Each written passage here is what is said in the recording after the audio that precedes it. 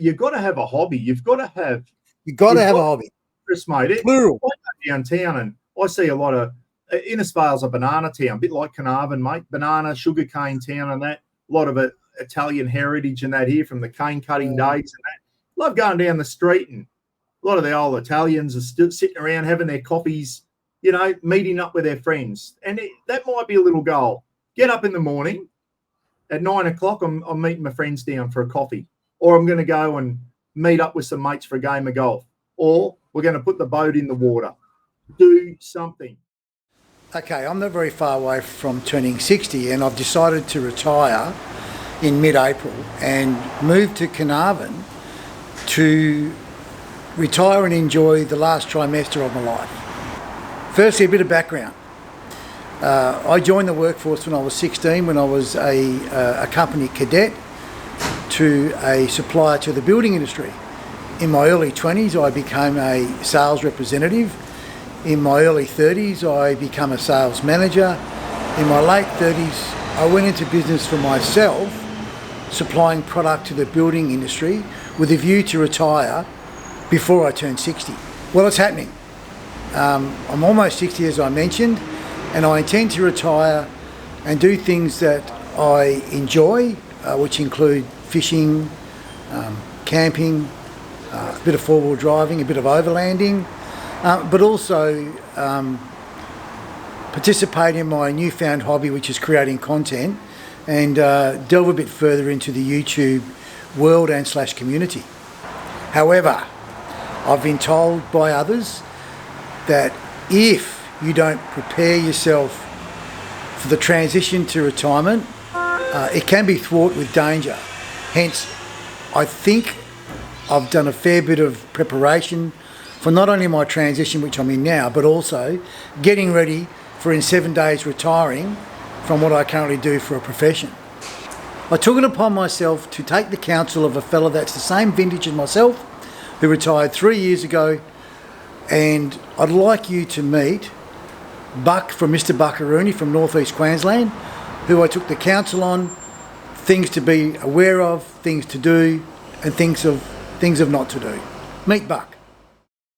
Hey Buck, mate, thanks for giving me some of your time. And as I said in the prelude, offline was you and I are the same age, ironically, and I'm in the throes of actually retiring. I'm in I think they call it transitioning to retirement. So I announced my retirement to the place of work 6 months ago. Put it in writing 3 weeks ago, and I've only got, I'm going to say, probably eight actual working days left before I retire. And 3 or 4 weeks ago, a couple of people since 3 or 4 weeks ago have sort of asked me how do I feel about the journey, to retirement. And I was just curious, because you get these highs and these lows, and you get these different sort of thought bubbles, and I'm very excited about retirement, but I have spoken to some crew that they retired and they say to me, I wish I'd never retired. So I guess what I'm chasing is, being that you and I are the same vintage and you have retired, I'd love to hear your journey, and I'm sure other people that are in our same vintage that are thinking about retirement might be interested to hear your journey as well. So maybe straight off the bat, how many years ago did you retire, and was that retirement a snap decision, or did you sort of transition into it? Yeah, I'm glad you said transition to retirement, because if you don't put retirement in, it can mean a totally different thing these days, mate. Didn't happen in our era, but mate, I'm different to what you are. For those who don't know me from a bar of soap, I joined the army in 1982, and I did just over 20 years in the army, mate. So, and then I went on to be a Queensland police officer for 6 years, and then I transferred from police and I went over to Queensland Corrective Services and became a custodial correctional officer, prison officer, a screw, filthy old screw dog, for 13 years, working out of the towns. Okay. So I've done 3 pretty tough jobs, mate. if I was still fit and healthy, mate, I'd still be working now. I turned 60 in July this year. So I went early, and I've been retired for about 3 years now. Boy, it goes quick. People go, Buck, how do you retire so early at an early age? The only reason I could do it, mate, is not because I was a good saver. Let me tell you, I bought too much camping gear. I was lucky, mate. I joined the Army back in 1982 when the Defence Force was a career. And if you did a career in the Defence Force, Army, Navy or Air Force, you got out on what they call a DFRDB pension. It does not exist anymore. It should, but it doesn't. So it was an incentive to do 20 years in the military. And let me tell you, when you do 20 years in the Army, mate, it's a long slog and it's hard on your body. It is very, very hard on your body, and I'm paying for it now. And we'll come into something else soon in relation to that. So I got out of the Army when I was 38, and it was like, do I stay in the Army or I'm still young enough to go out and do something different. I'd been in the Army since I was 17, mate. So I thought, no, I'll get out and I'll see where I end up. Well, I ended up in the Queensland Police. We won't go on too much about that, but I did about 6 years in the Coppers, mate, and then went on to corrections. So I did 20 years in the Army, 19 years in law enforcement type jobs. As soon as I got out of the Army, the day I got out of the Army, I went on to a DFRDB pension. So you get a pension for the rest of your life, mate. Now, listen, it's not a dirty big whopping pension like the politicians get. Yeah. Which I won't go into that because I'll get a bit revved up over that one.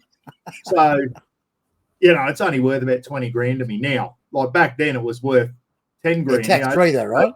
Is that tax free? Is that tax free? No. Oh, you pay tax on that? Yes. Yeah, I pay tax. So I get about, now it's up to about just over 20 grand a year after tax. Okay, so you can't live off it.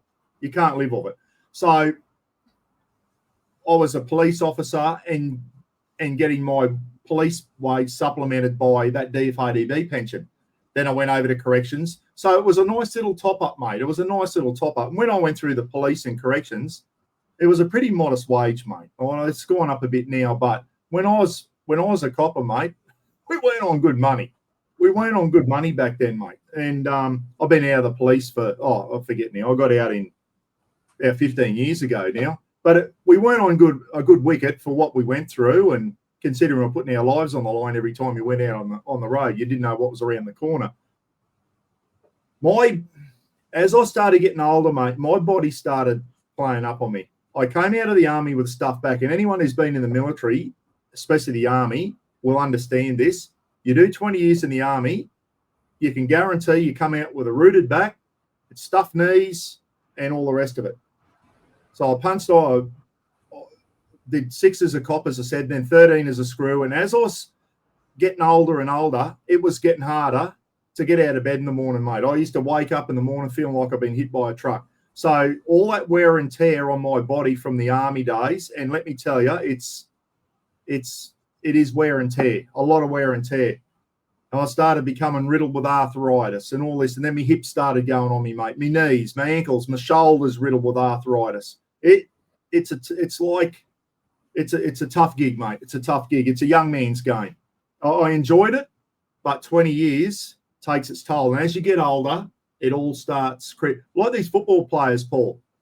They're all right now, but in 20 years' time and all that, all these top range footy players, all their injuries and that are going to come back and haunt them, mate, and they'll be similar. The Army is similar.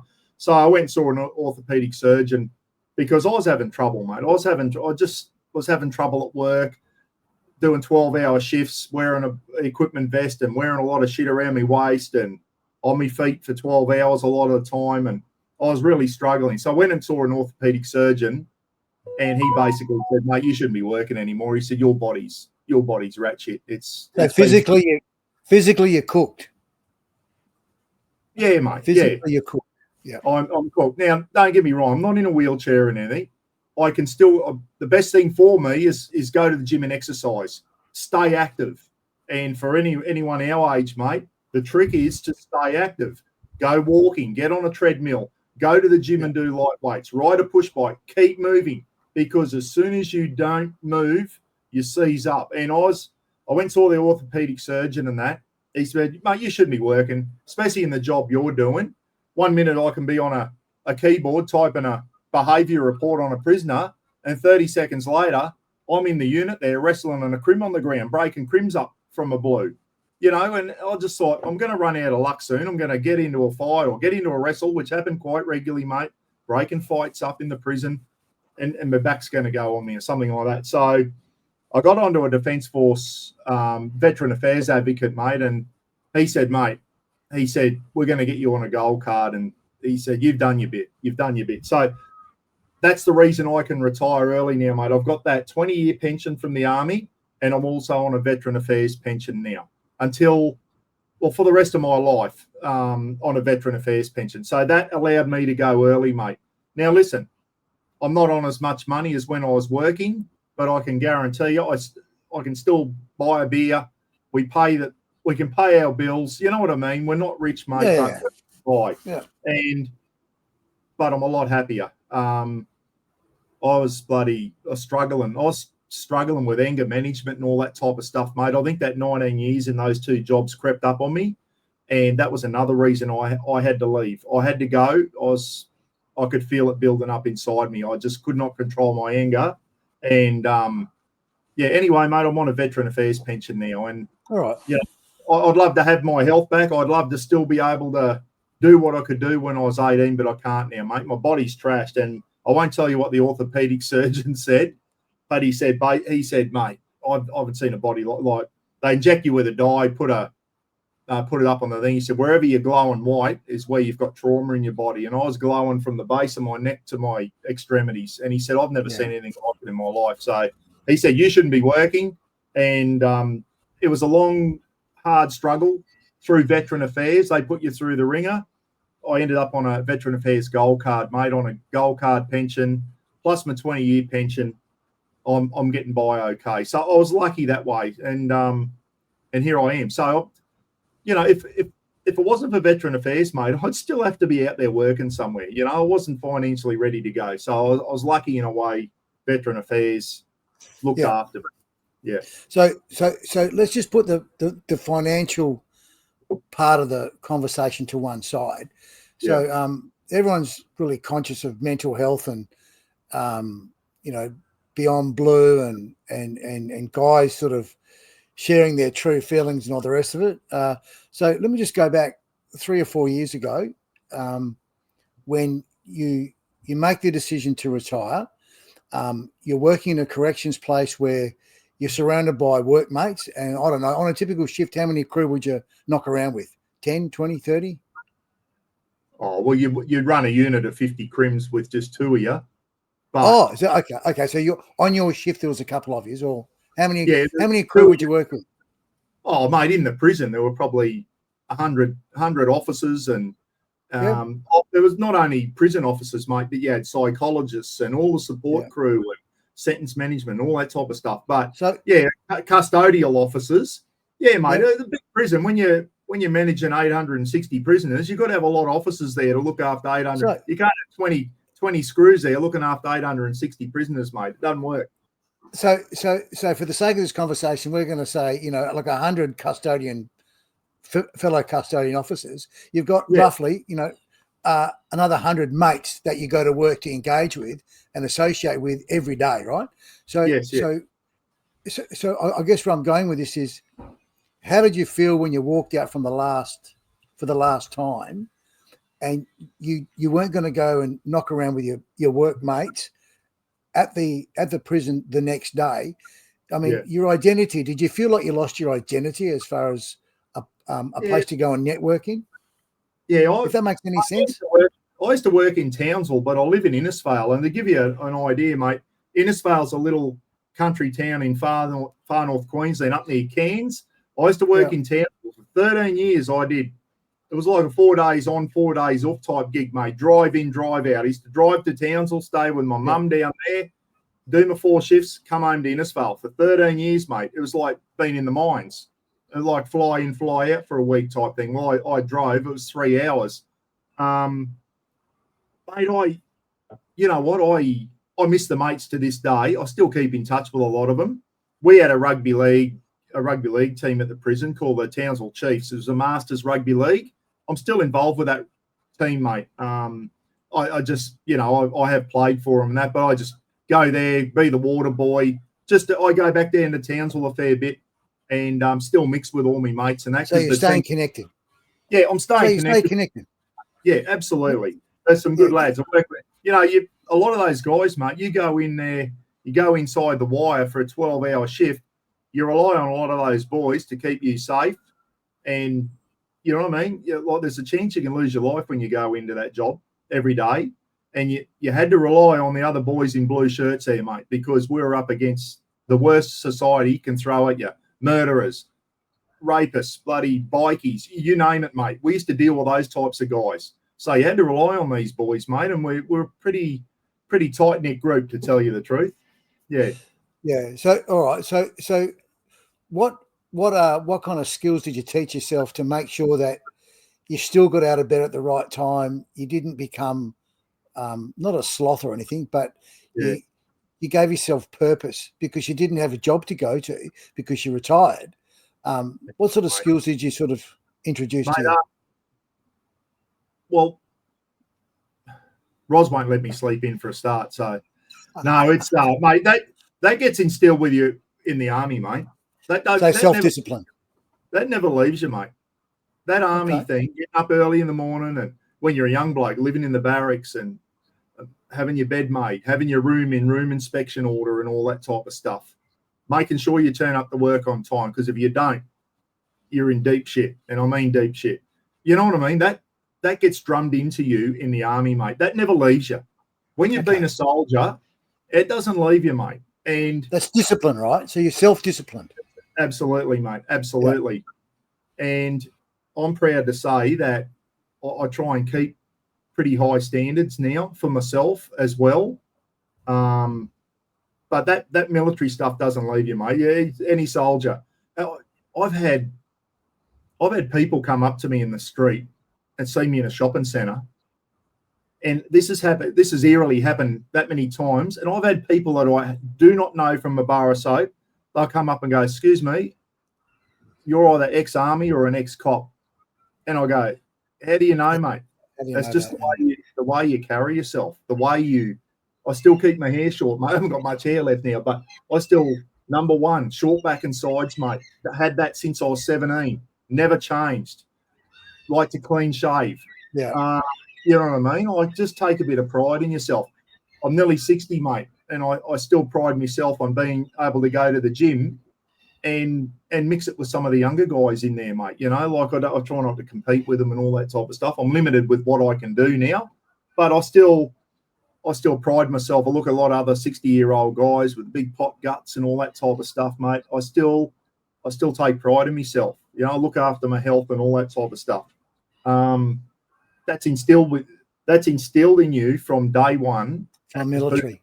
You go to the army, and it does not leave you. It does not leave you.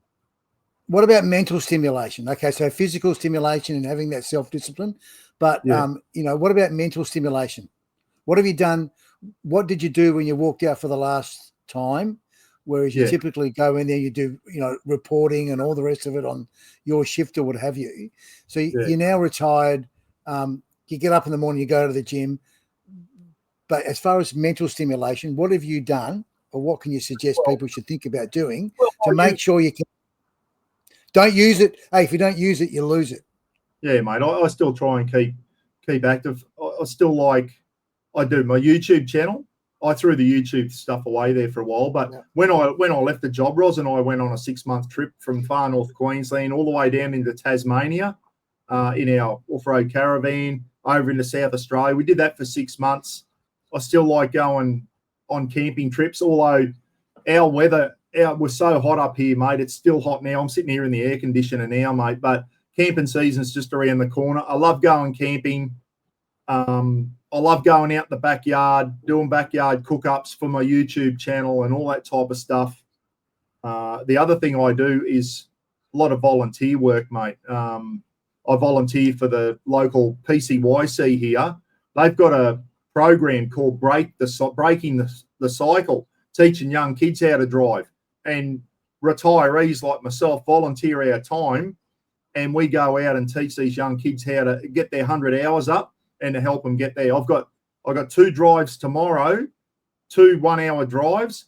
I take them both to Department of Transport, and they're both going for their license tomorrow, 2 young fellas. Hopefully they'll both get through, mate. So I do 2 or 3 drives on Wednesday, Thursday, Friday, 90-minute drives, 2 to 3 drives a day on Wednesday, Thursday, Friday. So that keeps me busy. And then when I finish my last drive, we get free gym membership at the PCYC because we're volunteers there. Right. So finish my last drive, then I'll go to the gym. So I try and keep busy that way, mate. Dear, oh dear. Sorry, mate. Oh, you're a very popular man. I don't even know who that is. It's an unknown caller, so I'll call them back later. I should have put it on silent. But yeah, mate, I try and keep active that way.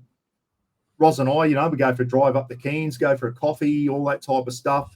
My YouTube channel still keeps me busy, mate. I still love doing live feeds and on a Sunday morning, getting the community involved, doing, and we'll get onto this a little bit later. Your preparation. Doing my charity work, doing all the preparation. Yeah. I did a clip today. I was out tinkering in the shed, and I moved a box off the shelf of the shed, and there's a dirty big snake sitting on the shelf. So I ended up turning that into a YouTube clip, catching this snake. It was a brown tree snake, or a doll's eye, they call them over here. They're everywhere. They're mildly venomous. They can get cranky. So anyway, catching him and putting him in the big bin and taking him down the river and letting him go. So that I just put that one up today. So the YouTube thing keeps me busy, mate. I still enjoy doing that, doing a cook up and all that type of stuff. My days are going out filming camping trips. I do that sometimes, but it's been done to death, mate, on YouTube now, watching people go out camping and caravanning and all that type of stuff. I love doing my live feeds. Got a great community behind me. And, mate, you got to use it or lose it, they say, mate. You've got to keep busy. But people go, I'll just go fishing every day. You can only go fishing so much, mate. You know what I mean? It's you've got to find other things to keep you busy. Depends what your hobbies are, mate. If you do woodwork or something like that, you're tinkering in the shed, making things. Some of my mates retired and got into woodwork and making beautiful pens and all that on the lathes. And, it's whatever you're interested in. But I must admit, I spend too much time sitting at home on watching YouTube and on the computer. And you can fall into that trap, mate. You've got to get up in the morning and set yourself some goals. I've got a calendar here and always write on what I'm going to do the next day, what drives I've got, what time they're on, go to the gym. If I've got to go shot, just set yourself little tasks every day. Set yourself little tasks and make sure you achieve them and get them done, because you can fall into and it might start from getting up in the morning and making the bed, mate, and then going out, have a coffee, and then do the washing up, make sure the kitchen's tidy. Little things. Do little jobs, do them well, and it inspires you to keep going and doing other things, mate. It might sound silly. Get up, make your bed in the morning. Do it. Make your bed. Discipline.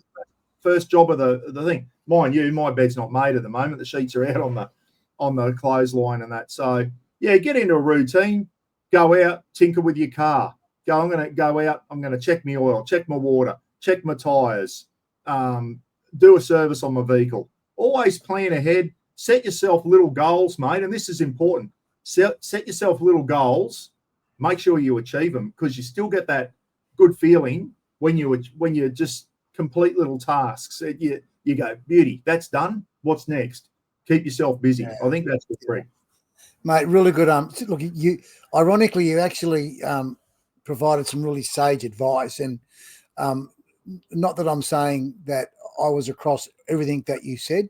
However, I had mentally touched on most of what you had said in that last 10 or 15 minutes.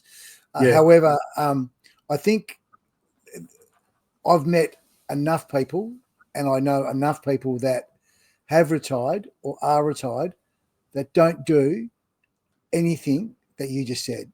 They get up and they exist. And we spend all these years working our ass off, getting to a point where we can financially retire And I guess the 2 or 3 times in the last 3 or 4 weeks where people have stopped and sort of asked me, how do I feel about it? I couldn't be more excited about retiring and spending more time doing stuff that I'm really keen on doing, because I've got a raft of hobbies. Yeah. But Buck, I'm telling you, I know I could rattle off 4 or 5 people right now that are they're talking about retiring, and they're older than me. And the reason why they're not retiring is because they don't have hobbies. They don't have interest.